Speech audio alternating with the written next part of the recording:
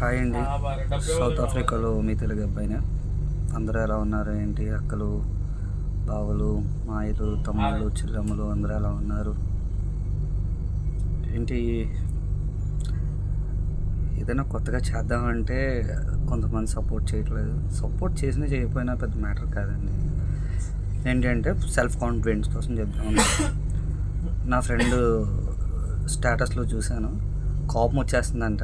కోపాన్ని ఎలా కంట్రోల్ చేసుకోవాలని చెప్పి మెడిటేషను, యోగా అన్నీ చేస్తుందంట. అన్నీ గతంలో అన్నీ గుర్తొచ్చేస్తున్నాయంట. ఒకటండి, గతం అనేది అయిపోయింది. ఇప్పుడు ఒక నిమిషమే అయిపోయింది అంటే ఇంకా తిరిగి రాదు. సో ఏంటంటే రేపటి కోసం ఆలోచనలు వేసుకోవాలి. బట్ దానికి అది అవ్వాలి అంటే ఈ రోజు నుంచి అప్లై చేయాలన్నమాట. ఫర్ ఎగ్జాంపుల్, రేపటి కోసం నేను ప్లాన్ వేసుకోను, రేపటి సంగతి రేపు చూసుకుందాం అనుకుంటా. బట్ ఈ రోజు ఉన్న ప్రాబ్లమ్స్ని సాల్వ్ చేసుకుంటూ వెళ్ళాలన్నమాట. ఫర్ ఎగ్జాంపుల్, ఏ ఫుడ్ తింటే ఏమవుతుంది, అలాగే ఏ పని చేస్తే ఏమవుతుంది అనేది మనం కాన్సెప్ట్ బ్రెయిన్లో పెట్టుకోవాలి.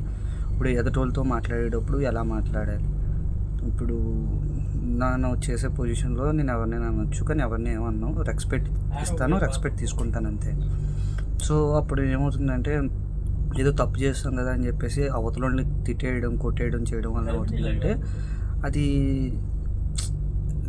చాలా ఇబ్బంది అవుతుంది అన్నమాట తర్వాత.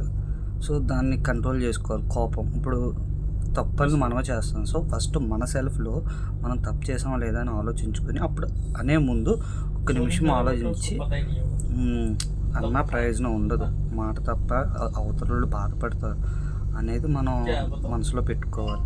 ఇప్పుడు అనేసం కోపం తీరిపోయింది, తర్వాత మళ్ళీ వస్తుంది. సో కోపం అనేది కామన్ అండి, అది ఒక నర్వస్ సిస్టంలో అది ఒకటి అంతే. బ్లడ్ ప్రెషర్ పెరిగినప్పుడు అది ఆటోమేటిక్గా వస్తుంది, దాన్ని కంట్రోల్ చేసుకోవడం అంతే. చాలా ఈజీ, ప్రాబ్లమ్స్ని చాలా ఈజీగా గెయిన్ కాదు, సాల్వ్ చేసుకోవచ్చు. అది మన అంతరాత్మలో ఉంది. అది ఎలాగనేది మీరు ఎంత ఒకసారి సెల్ఫ్ రిమెంబర్ చేసుకుంటే అన్నీ ఆటోమేటిక్గా అచీవ్ అవుతుంది. So thank you. ఏదైనా డౌట్స్ ఏమైనా ఉంటే ఏదైనా కామెంట్లో పెట్టండి. ఎనీ టాపిక్ ఏదైనా పర్వాలేదు, నేను దానికోసం వీడియో చేస్తాను. Thank you. ఏంటరా బాబు, ఎవరు కాపాడతారో ఏంటో. నన్ను విపరీతం కోపం వచ్చేస్తుందంటే కొద్దిసేపు సైలెంట్గా కూర్చో, మెడిటేషన్ చేసుకో అంటారు. సరే అని చెప్పి కామ్గా కూర్చొని మెడిటేషన్ చేసుకుంటుంటే ఇప్పుడు కాదు ఎప్పుడో జరిగిన అన్నీ కూడా గుర్తొస్తాయి. దానివల్ల నాకు విపరీతం కోపం ఇంకా పెరిగిపోతుంది. భూమి గుండమంటే ఏమో అనుకున్నాను, ఇదేనేమో. ఇంత మంచి మనసు ఇచ్చి నాకు దేవుడు ఎందుకు అంత కోపం ఇచ్చాడు అర్థం కావట్లేదు.